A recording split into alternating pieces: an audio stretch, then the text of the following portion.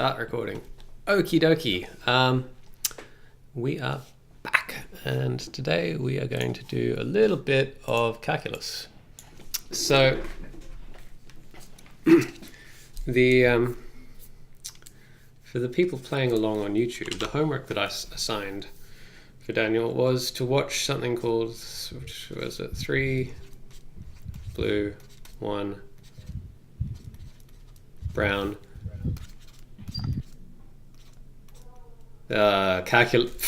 Spelling. I think it's called the Essence of Calculus. Yeah, Essence of Calculus. I should just bring up I don't know, I closed the window. Anyway, spell calculus correctly, and go and search for that on YouTube. And this is quite a good series. So what we're going to do is, first of all, let's have a little bit of revision. And I know you didn't get all the way through, so where you might just... What is up with my pen? There it goes. You might just have to take my word for some of this stuff. But let's say we have a function f of x. And I'm just going to stick some stuff in there. So it's got like 7x plus... Actually, this... Because we did this off stream. So let's just revise this. So say we have a graph that looks like this. And if we wanted to get the slope of this graph at any point, we would end up with a graph that looks like this. Basically, you know, the slope of this graph, if we take the tangent to here at any point, it's, you know, always going up the same amount as it's going across. So this is going to be like, you know, 1. And this is a constant amount at all points. So, you know, at the point 0, at the point here, you know, this should be familiar. Does it? So far so good, yes? Not really. I mean, you're talking about... So the blue line is... What is the blue line? The x component of the slope? So we're taking... Sorry, the y component? So this is a derivative. So if this is the function f, this is f dash. Or I should probably not write cursive f's. If this is f, this is f dash. Or df dx is the other way to notate that. So it's a small change in... Well, what is f? Well, f is the whole function. So why is, like, isn't it derivative of the small change of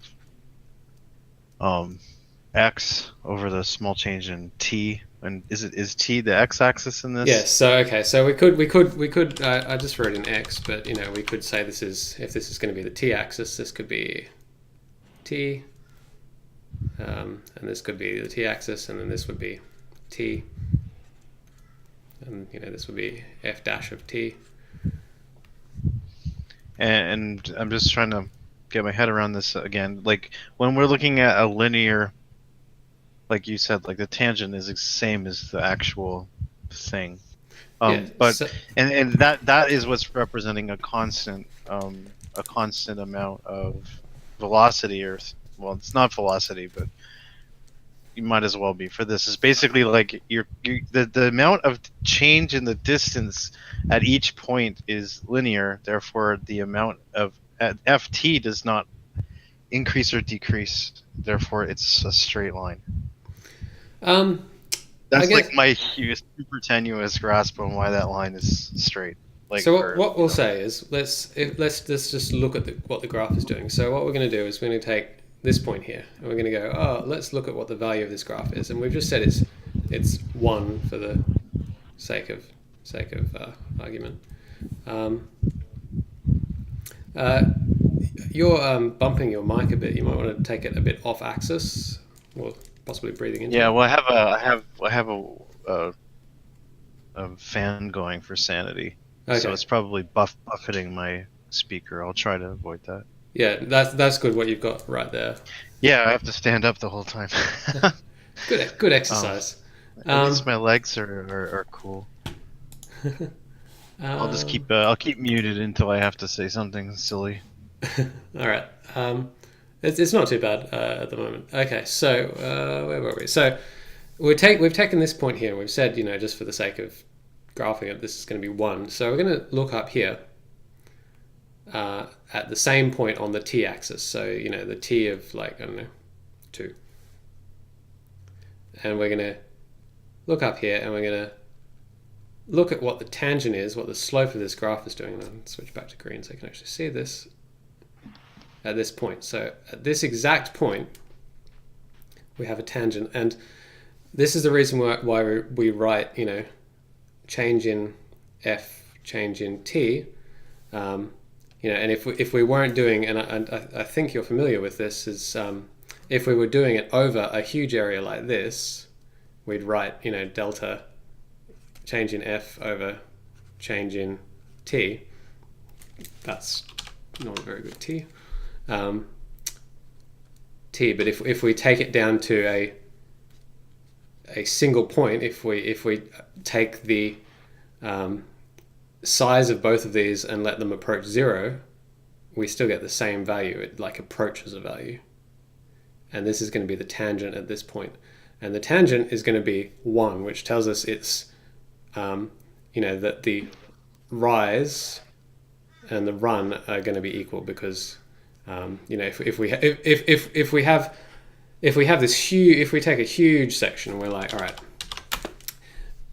it goes up by 100, and for every 100 we go across on t, that's going to equal 1. But if we shrink that down, we're like, all right, well, 10 divided by 10, we're shrinking this triangle down and getting smaller.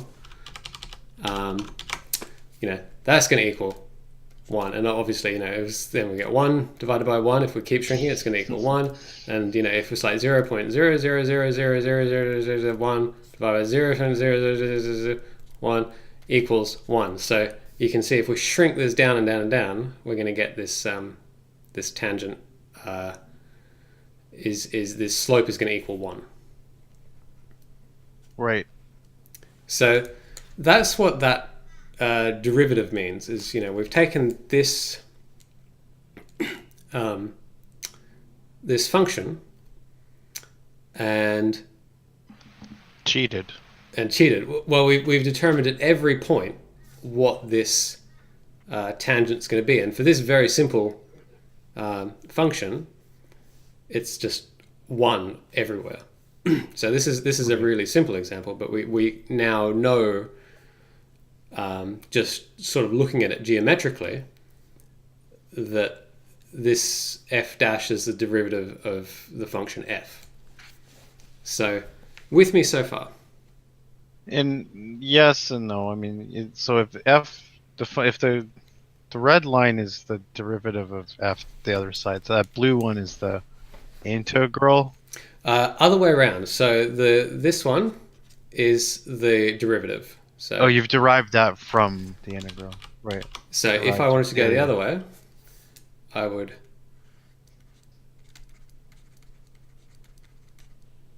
So the reason we're doing, yeah, that's right. But the reason that we're doing all of this is just because we don't want to have to constantly be picking a start and an end, finding out the slope of that, and then realizing, well, there's a curve in it, so now I gotta break it up into sections, and then now that I've broken up into sections and I add them together, I can actually generalize that into approaching 0, which gives me the tangent basically for free, and then I can use that tangent to determine any spot under the line, and then I can use other things for area and go from there. Exactly. So it's sounding like you're sort of getting it.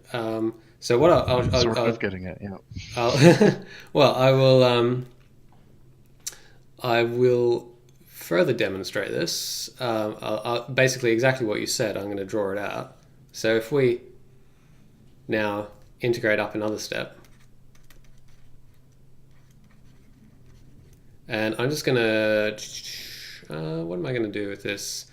So one notation that we use is, if we're going to integrate f, we can't add more dashes on. So what we're going to do is write capital F. And this is going to give me a graph, and I know what this graph looks like. It looks something like this. And what you can immediately tell is if I were to take, a big, delta here, not only am I taking sort of a inaccurate look, because you can see that this this distance is not even on the line. As I shrink that down, I'm going to get slightly different values. So even on there, and I know I've not drawn this particularly accurately, you can see that the angle of this pink one is subtly different to the angle of this green one. So this process is not like always going to give the same value, same value, same value. It's actually going to approach some value. So it's going to start really inaccurate and get more accurate as we shrink it down. So does that make sense? Couple of things I'm confused about with it. You said you're reintegrating the middle one? So I've taken the middle one and I've integrated it. So okay. So that's not like it's not like there's always just a derivative and integrative pairing. You can basically go either direction at any time with any function. Exactly. So I could, and so this is sort of a symmetrical thing. So I could derivative that direction as well. So I can go from F, capital F to F. Okay. Second question is, why are they triangles? You pick 2 points on the slope. Yep. And you're just basically you're just meeting them at some point, like where they intersect, and that's why you have a triangle. So what I'm doing is I'm doing this process here. So I'm taking the rise, which is what is my change in the value of f over what is my change in the value of t, and so I'm getting a delta. So if I take a huge leap on t, I get some huge value for t, and if I take if I take a huge value for t, I'm going to get a fairly huge value for f. So if I take a smaller value for delta t, I'm going to get a smaller value for delta f, and I can keep shrinking those down until we hit like a single point. Right, and that's expressed not as delta, but as the tangent. Yeah, so that is the d. That would be in this case d f d t. So as soon as we're down to effectively we've it's not zero, but it's what happens when we keep going and we approach zero. The notation for this is what is it? Yeah, that's the paradox, right? Where you don't actually you can't touch zero. Everything falls apart. Exactly. So the classic thing is you can't divide by zero. That's right. So, but you never actually, like when you say that you did this, you didn't do that. You just are describing it, because in reality, you're never going to start by taking a large piece of f or a large delta f. You're just going to you're going to go directly to the equation, right? I mean, so most of the time, and this is sort of getting into where we're going to go with this, and that is, approaches like this can be useful, particularly if you have some I'm trying to remember the exact term. I think it's if you have a function that's not, I think analytical is, no, maybe that's not right. I guess if you have a function that can't be described as, like, I mean, I can write what these are, like f here is f of t equals t squared. Is it? It's like half t squared, I think. And then f of t equals t, and f dash of t equals 1. if I have a function that I can't write in this like nice simple way, like if my function is whatever the player input, for example, it's not going to be a nice function, and I can't derive it just. I wish I could remember the exact terminology for this, but I can't use like this mathematical process to get this nice clean function out the other end. So I may actually have to do a process that looks like very much like this, and that is taking small slices and doing it numerically is the way you do it. But in doing it numerically, it helps to know what the process is this way, because that sort of informs how you do that and how you do that well. Right. I mean, that's an interesting question because you have to give up at some point, right? I mean, it's almost like you're almost talking about like a for loop where you're constantly changing the delta. Like, at what point is it going to be accurate enough for if you're not going to be able to get a pure math answer? I guess we'll find. I guess that's not really important right now.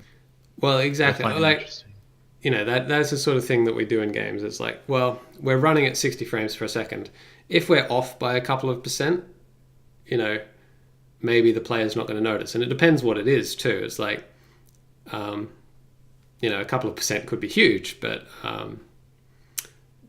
this is why it's sort of the background helps, because it lets you answer that kind of question. It's like how much error can we tolerate, for example. Right. Well, I guess, and also this is almost always like on a per tick basis, so it's at a certain point it won't matter if your eye doesn't notice the difference. It's like a ball falling from the sky or something. So, and that's where we're going to take it ultimately. Although, so we're gonna do it this way to begin with, because I mean, to be clear, I do not know why f of t is equal to 1/2 t squared is not df over dtable. That's not something I'm picking up on here. Sorry, hang on. The functions like I guess what I'm saying is I don't know how to determine if something can't be nicely contained in the generalized integration. There's an awful lot. Like there's whole like branches of mathematics that are like, here's a ridiculous function, how do you integrate or derive it? So like, for example, one thing, like if we were talking just mathematical, one thing that the function has to be, and this is sort of stretching my math knowledge, but let's say this is really, take this with a grain of salt, because this is actually stretching what I remember about calculus. But if you have a function that's like, and then we call this, it's not continuous. So if it's like that, and then suddenly it's like that, and it doesn't line up, then what's going to happen is you're going to try and integrate it or something, and you're going to get, I can't remember exactly what happens. It's certainly, at least at this point, it's not going to make any sense what the function is. So you get something bizarre. So, and that's sort of the mathematical way of saying what I was saying before. It's like, okay, if this is the frame boundary in a simulation, it's like, well, you can't do anything there. But perhaps, if these are frame boundaries, perhaps you actually want to take, an integral or a derivative of this function here.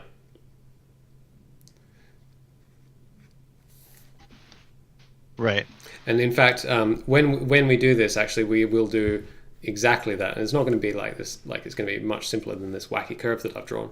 But that's actually exactly the sort of thing we want to do. It's like, all right, well, let's say we have, and this is getting into what we'll use this for. Say we have a velocity at, at this frame and a velocity at this frame, and they change or something, we don't want to just be like, well, we've take a position here and take a position here. We actually want to consider that velocity, and we may actually end up with a different result.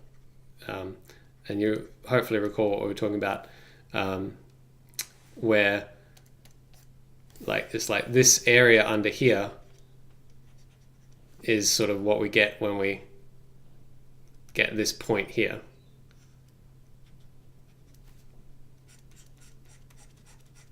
Do you remember how we were talking about that? Yeah, like roughly, it's sort of like we were like stacking blocks, so we were like, there's a block, there's a yeah, block, you could and it's like, represent look, it like a there's graph, like a two yeah. blocks. That's right. There's sort of like a bar chart underneath that red line. Exactly. So it's like, all right, at the point 1, here's, and I'm drawing a slightly different thing to what we did before, but it's like, here, because what we did before was very rough, but it's like, all right, here's one block, and it's like, oh, we're at 1 at the point 1, and it's like, all right, now up here we've got 1 block, 2 blocks, and it's like, okay, here we are at the point 2, and we're at the value 2, right? And then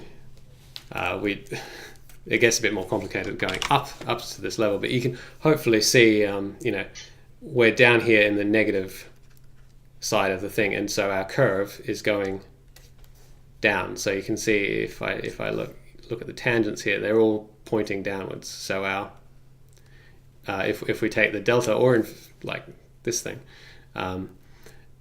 you can see that the the delta on the t-axis is positive, of course, because kind of it's positive by definition, but our rise is negative because we're going down. Right.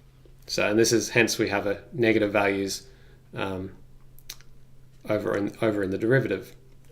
But then once our values in the derivative, they hit 0, and at the point they hit 0, it's like, oh, look, we for a distance along t, we're not going up or down, so our tangent is 0. And then as we come over here, the further we go, this is going up a bit here, and we're now at a value of like 1. And then coming over here, this is 2.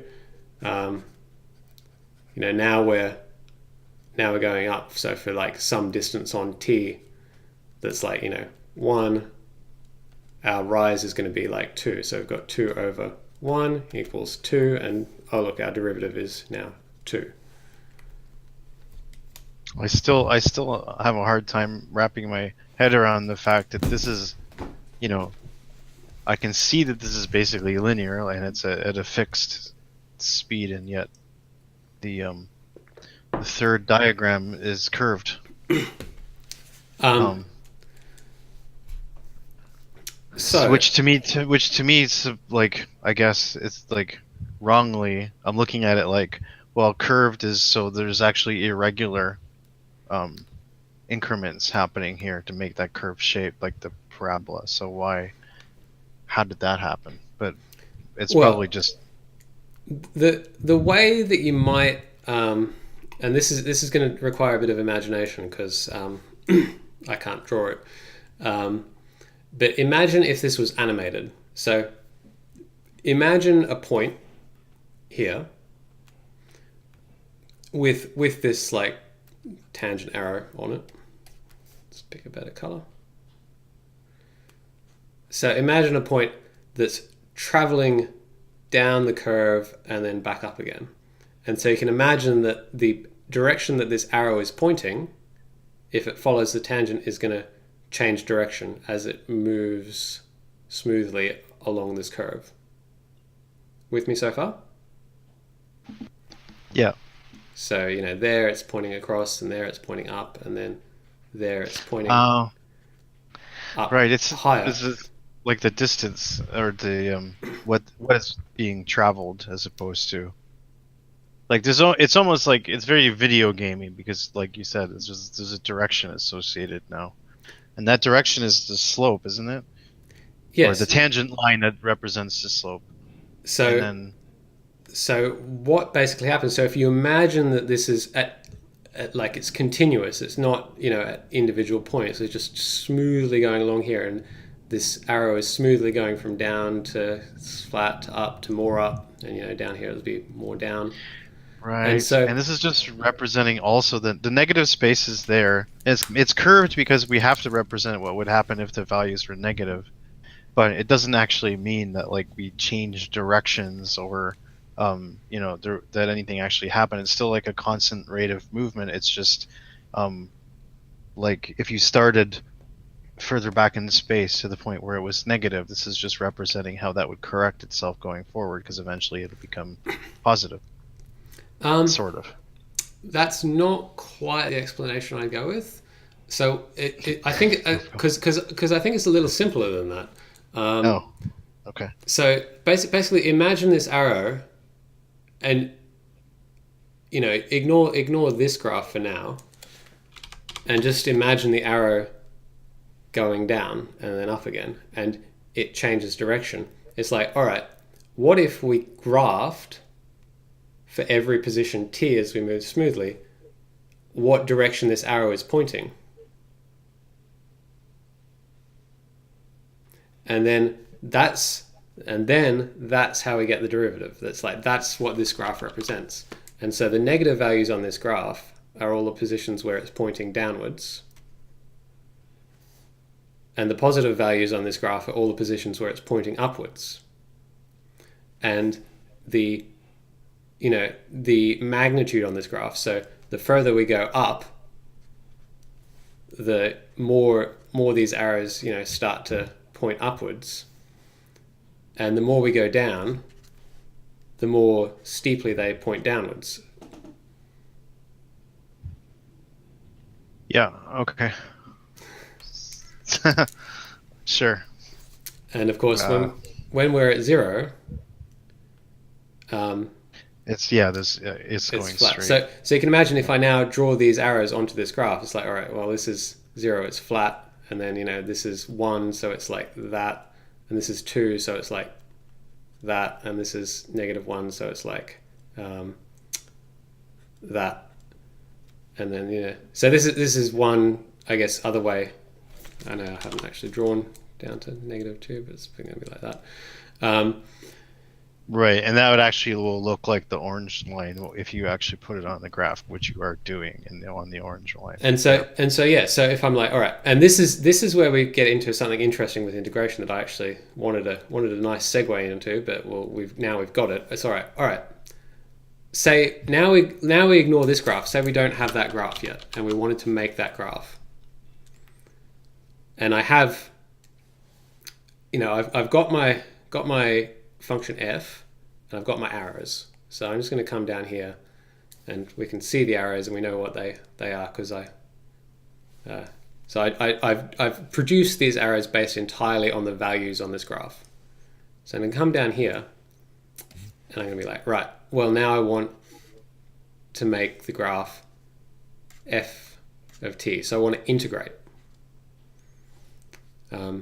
So we know what it's going to look like, but it's like, all right, well, let's start by copying these arrows just down here so we know what they look like. So, all right, we've got one here, and we've got one that comes up like that, and we've got one that comes up like that, and we've got one that comes down like that.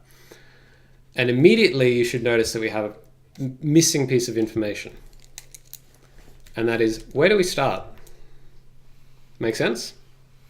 Yep. So we could start here, and maybe we will. So if we start here, we'll start here at 0, and it doesn't even matter where this is. Like maybe this is 2, maybe this is 12. And we go, all right, well, the graph is kind of flat here. And it's like, all right, now it's coming up. We need to roughly get, a 1-to-1 slope here.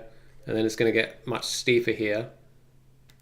And then back here, it's going to come there. And you can sort of see that, from these arrows, we've drawn a kind of curved graph. Make sense? That's right. Yep. But we could have easily done this.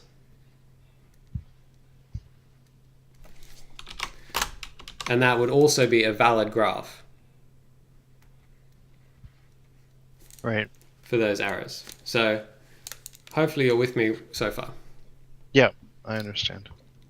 Okay, so this is where we get to something that's interesting about the, I guess the mathematical way of doing this. So if we have f of t equals t, and we want to integrate that, come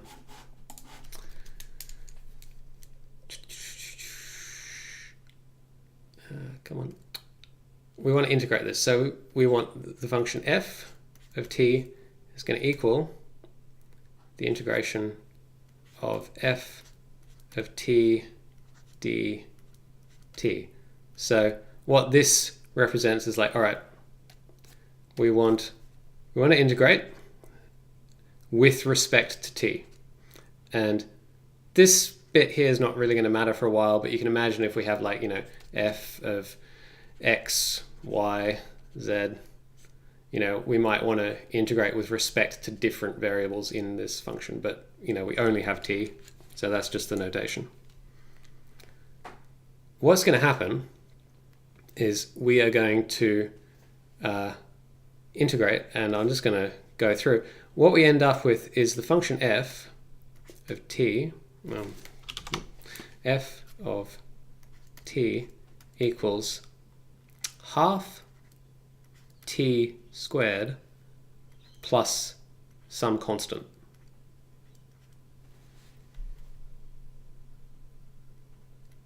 So how do you feel about that? Certainly the constant bit. How should I feel? I mean, I see the two t's are been combined and all that. I mean, the d used to be the small value thing. If that's become the constant, really? No. So what we have here is that we got our function, and then these two things. This is just a notation. This is basically saying these two things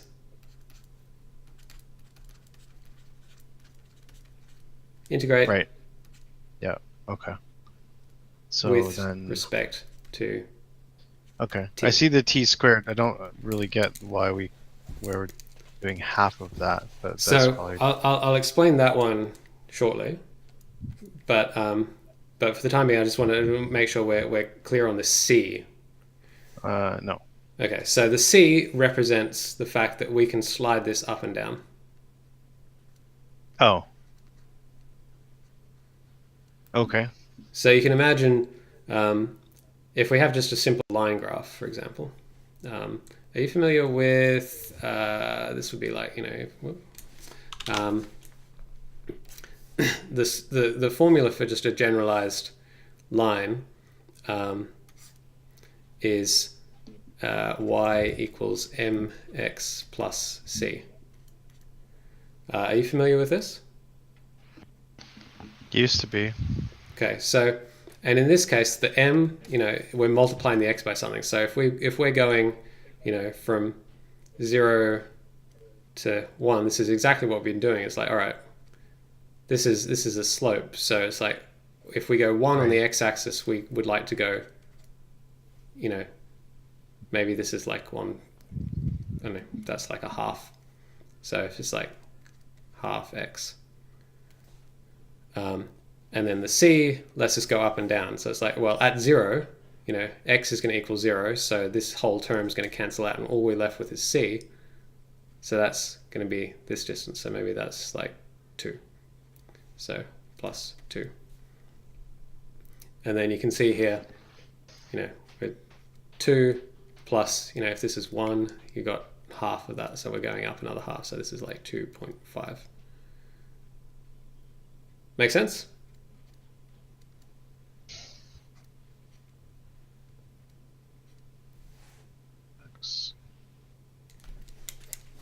Sure. That's right. Leave it for now. I mean, it's not going to stop me. I get your yeah. I mean, I know what the C is going to represent for now. I'll go off to review that. Yep. So I mean, we've got this y, and it's like, well, y is in this case, this is, I guess, f here, but it's like, all right, we'll just add some to that. We'll just go up by c. There's some c. Have some c. So that's what this c represents. It's like, and so then coming back to why we added it, the reason we do that is because we have no idea where to start when we take an integral. Because as we did here, it's like, well, we just have the slopes, so we can start wherever we like. Right. I mean, this is just visual, though. I mean, the C, like, in a for working on a game. I mean, this doesn't really factor into it, does it? I mean, that C could be the ground position of the level or something. Yeah. So, and in physics stuff, we're going to be like, well, say that, and this is getting into what we're going to use this for. Say that f of t, and the reason we're using t is because t is time. If that is velocity, if we integrate that to get capital F of t position, c is going to represent, and hopefully this makes sense, c is going to represent where did we start. So if we're like here on a frame, and we've got a constant velocity, so if we've got a constant velocity, we're moving at a constant rate, and on the next frame, this is t is 0, this is t is 1. If we move a constant velocity, we'll end up here. But if for whatever reason we actually started, at this position, we apply that same velocity, we'll end up here. So this is the, Sure. C is going to be, C could be that, but C could also be that. Right. Okay. And yeah, so, we're only in one dimension, but I get in, like, yeah. Okay. I'm fine now. So, and that's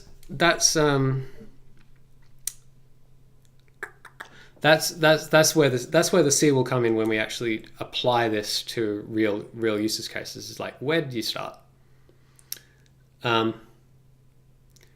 So coming back to this is a thing that I think you'll probably need to watch the videos to actually pick up this. And I know we like 3 and 8, or yeah, 1 and 2 didn't do it for me.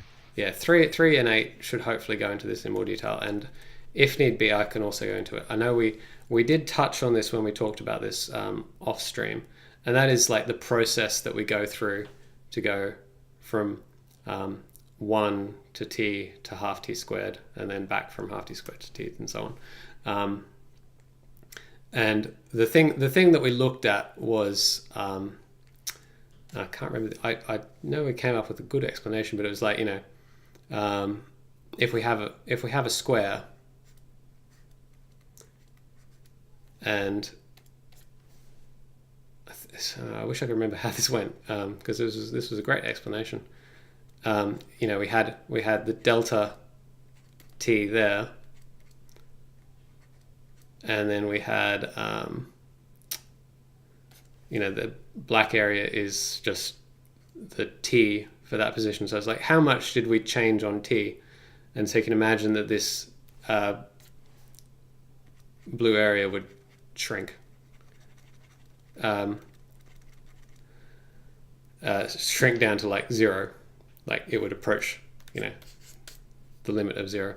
And we did something along the lines of, the area of this whole configuration, is like black is like t squared is the area, but the whole thing is like t plus delta t squared. And we did some maths that I seem to recall led us to the process for doing this, and now I've completely forgotten what that maths was, but I'm pretty sure that they also go into a similar thing in these videos. So I'm gonna basically leave it at that. But the process looks something like this. It's like, all right, well, we integrate. If we have a 1, that's like saying we have this will do. Having a 1 is kind of like having 1 t to the power of 0. So are you familiar with the fact that if you have like anything to the power of 0, it's equal to 1? Yeah. Cool. So if we have f dash of t equals that, the process is very mechanical for this style of integration. So if we integrate up, we're going to have f of t is equal to, and what we do is we add 1 to the exponent. So we have t to the 1, which is just t, and then we divide the coefficient by the new exponent. So it's like 1 divided by the new exponent is 1, so which is equal to t. So this is how I was able to go like 1 t, and we can do that again. So if we want capital F of t is equal to, we add 1 to the exponent, so we've got t squared now, and then we divide the 1 divided by 2. coefficient is going to be 1 divided by 2. So this is how we got half t squared. And this is the process of integration, is to add 1 to the exponent, or is this something else? This is so this is integration. So we add 1 to the exponent and then divide by the new exponent. Now I have actually missed one step here, and that is, as we were just discussing, plus c. And this is actually going to be, we have to do it here too. So this is the same way we have like c t0 here. So c times 1. We're actually going to get we're going to get ct plus another constant, we'll call it k. So that's the first one. The first one is going to f of t, f naught of t. Is that like plus c to the like the first, like, why isn't there a constant in the first one? So every time we integrate up.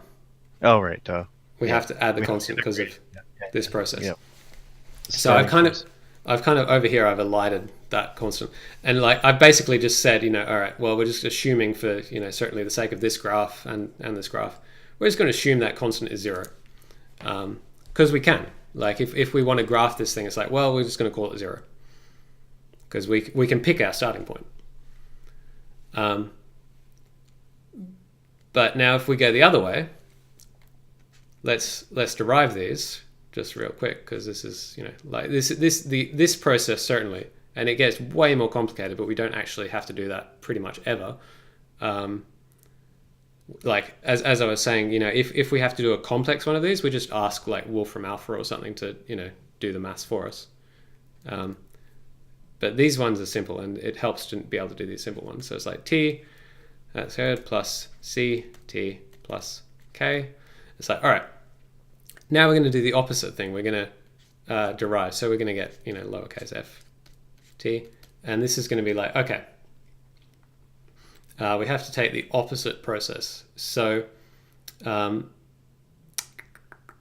we have to multiply this by this exponent. So before we divided, now we multiply. So it's like half times 2 is 1, and then we subtract 1 from the exponent. So it's 1t 1. And then we do it again over here. It's like, all right, this is, we divide c by 1 because, this is 1. And that's just going to be c. Is it c? Yes, c. C, and then we subtract 1. So c t to the 0. And then it's like, okay, this is not got a t in it. So what we do here is we just completely remove it. And so as you can see, this is simply t plus c, which is what we had up here. And then we do the same thing, t, to derive again. So we've got t plus 0. So we basically it's like, all right, we just have 1 because we get rid of this one, and it's like this is t to the 1. We divide 1 by 1, we get 1, and then subtract 1 from the exponent, we get t to the 0. So it's like t to the 0 equals 1. And so I'm a little. I mean, I totally get everything you just said. I'm just a little confused about. Is it just an arbitrary part of the process that we knew that like we're getting rid of k because it has no t component, and we're adding k. Like I don't know how we just decided we're going to add another constant, and then removing it because it, we just know to get rid of it. Okay, I mean that's actually a good question. So when hopefully it's clear that we add the constant in from the the arrows and the thing. So we went over that in quite a bit of detail. But if the question is like how do you know to remove the constant, is basically the same process in reverse. So in fact, I know where C came from before, but when you did the integration on using in the black text above, K just showed up. Okay, yeah. So K is another C because we already have a C. Otherwise, it's just another constant. Because C showed up here. It's like, well, we can't use C again because So right. I'm just questioning why we had to. We knew to in this process. When we were integrating, we just knew we had to add a constant in that third step. We didn't. So I don't know. It's not so much a third step. We've done the same process twice. So we integrated here. Right. Yeah, and right. You're basically picking a starting position for the second integration. Exactly. And so you can imagine, that if, for example, we were integrating this way, perhaps we have. I'm slowly running out of space, but perhaps we have this. If we're like, all right, we want a constant acceleration. So I haven't introduced this yet, but it's like okay, f dash of t is acceleration. So acceleration, velocity, position. Hopefully this trio of values should be fairly familiar. Mm-hmm. So if we have a constant acceleration and then it's like, all right, we want a velocity. It's like, well, already we have this constant, which is like, did we start at 0 at velocity 0? Because then velocity is that. But if we already had some velocity, maybe we're going like this fast here. And if we're going this fast there, it's like, all right, well, if our position, and even if we say our position is 0, if we use this lower one, it's like, all right, well, this is going to be that. But if and now this is going to stretch how I draw my parabolas. But if we started with some velocity, where I think it's like, if we start with velocity, this is going to be like that, and we're just going to get faster. And I think it's probably going to look something like that. So it kind of shifts where the parabola goes. That's something that I'd be like, well, let's go and use that graphing thing and get someone else to graph this accurately. But you can sort of see that if we have a different starting velocity, we have a different tangent there, I guess. So it's like that's that way, whereas that's that way. Right. Okay. So that's going to be the C, whereas we could go up and down like crazy and call that the K there. So are you feeling pretty good about what we've covered so far? Any questions before we finish up? Not really, not at all. But I think it'll like I'll watch the videos, and then when we're actually doing it, hopefully I'll have a better sense of it. I still can't if you just turn around and ask me why we got rid of K, I'd still be like, I don't know. But yeah, I mean it's just I washed out of math before you even got to calculus, so this is all brand new. That's right. Just to explain where K went, if we look at it here, and I guess in this particular case, K, if we're going back the other way, we're basically trying to come up with what these arrows are. So it's like, well, the height of this graph has no bearing whatsoever on what the tangent is, which is why we can elide k. It's like, well, it makes no difference how high or low we are. So that's sort of geometrically how we get rid of k. Interesting. I mean, I'm almost, I get that. It makes total sense because that's just not that you're basically losing information going in that direction because it doesn't matter. Exactly. It just comes down to like the grade 11 math textbook version of that if it has some other kind of like so sort of like when I'm watching the one thing about the 3 brown 1 blue videos is the fact that there's like a pure math sort of underpinning to it, and I'm just I can only really hold on when I'm thinking about it in terms of making a video game and moving stuff around on the screen. So I get why. I mean, I understand your explanation for K, but I don't know if my understanding of your explanation would like hold if I was to like go pick up a secondhand textbook and like try to do the calculus in it. Whether I'll encounter in that book a simple rule that just says, basically doesn't have a t component, so throw it away. Yeah, well, this is the thing. Is like there's so many different ways. This is why it's such a nice calculus is just really kind of nice in this way. It's like there's multiple ways to explain it. It's like we can draw graphs, we can draw arrows, we can just do this math thing. We can try and remember what this thing was. I wish I could at the moment, but that's fine. We can think about it in terms of like these triangles with the size reducing down to 0. There's like different ways to approach it, and they all work. And it's a matter of certainly like once you find one or two that you can grasp onto, you can hopefully sort of start to grasp onto some of the other explanations for it, and the more different ways of explaining it you're familiar with, the more I guess fluent you become, and the more I guess different creative uses you can use it for in practice. It's probably the best way of thinking about it. Right, because you'd be able to recognize it and also to be able to like use it for like to solve like a problem. But you'd have to know.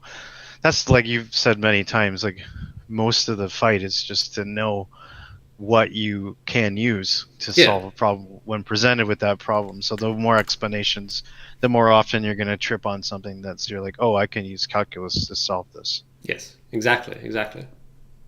Okay. All right. That's a good.